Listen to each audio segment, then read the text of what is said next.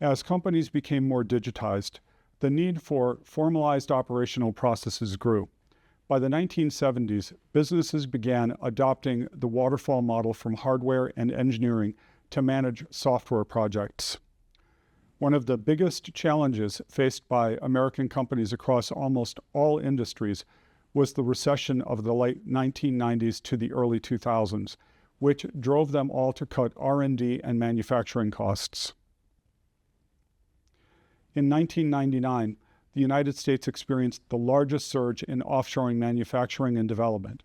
While this move significantly lowered costs, it also brought other problems.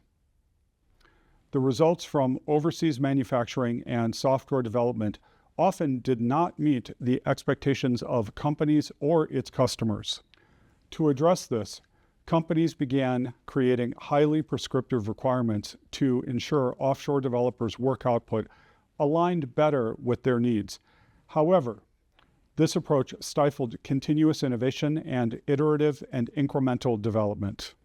The problems with products developed offshore led to a doubling down on the core problem, and many companies then focused on spending even more time upfront to get the requirements right.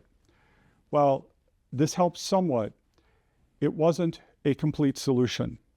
According to PMI, about 70% of the products developed during this period were marketplace failures.